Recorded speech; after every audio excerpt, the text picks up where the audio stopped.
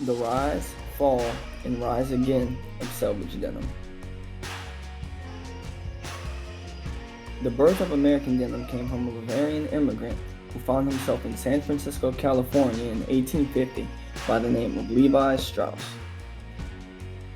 Being that this was right before the peak of the California gold rush, Levi found himself a job in bringing in dry goods to the local miners.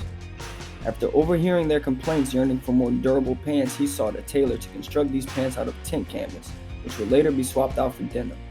3 years later, in 1953, Levi, along with his brothers, would establish a merchandising partnership for their pants, inevitably leading to the global denim leader we know today simply as Levi's. Prior to World War II, Levi's, although very popular, were exclusive to the United States. But during World War II, the Levi Strauss Company was ordered to produce dungarees for the US military to wear during their invasions.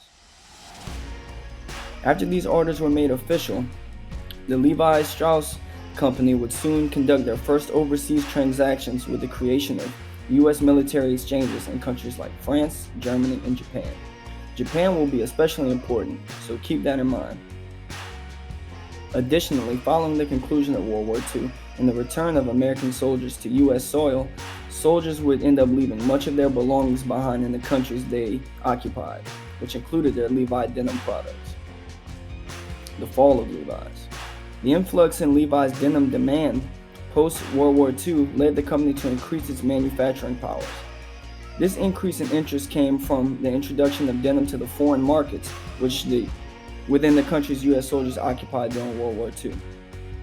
To have their denim production match newfound demand in Levi's worldwide, Levi took their manufacturing from small-scale shuttle looms to large-scale projectile looms. This switch allowed Levi's to achieve cheaper and faster denim since the projectile loom can handle much more fabric at a single time. However, in most cases of manufacturing expansion, there's a very noticeable loss of quality. This sentiment was true for Levi's denim because as they lost their iconic selvage denim outseams due to this new manufacturing process, which led to more fragile seams and a generally lighter, less densely packed denim. However, all throughout Japan, young people were clamoring to attain the free and easy lifestyle of the Western world, as depicted by films such as Rebel Without a Cause and American icons like Elvis Presley. Their attitudes and styles would soon become symbols of Japanese counterculture.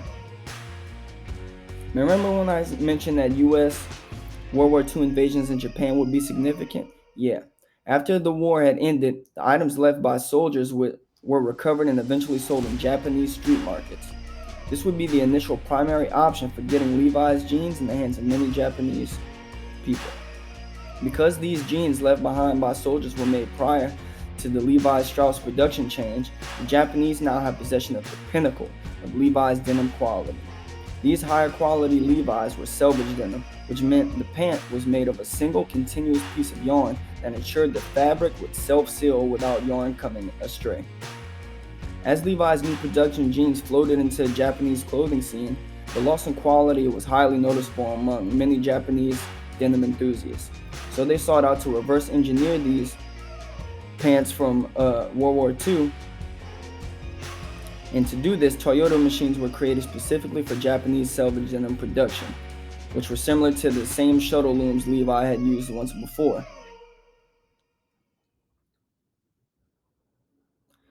It only took until 1972 for Japan-based textile business Kurabo to successfully create the first denim fabric manufactured exclusively in Japan, known as the KD8 fabric. A brand by the name of Big John, located in Kojima, Japan, would use the KD8 fabric created by Kurabo to sell the first pair of jeans made entirely of Japanese materials. 7 years later, in Osaka, Japan, denim brand Studio D'Artisan came onto the scene, which would later house the esteemed Osaka 5 collective, consisting of brands like Denim and Ibisu. How Japanese selvage denim resurgence is reflected in today's fashion. Brands like Bape, Ibisu, Capital, and Junior Watanabe, relevance in contemporary fashion at all levels, emerged from Japanese denim works. These brands have their footholds in Japanese selvage denim alone, but together they spread their hands to the masses.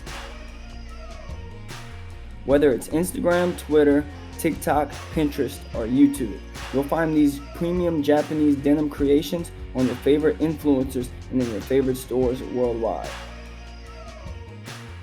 From coal mines to military exchanges, from Japanese street markets to Japanese denim artisans, Levi's ushered in the fabric of a lifetime, and at its decline in quality, the Japanese utilized its passion for craftsmanship to revitalize selvage denim for generations.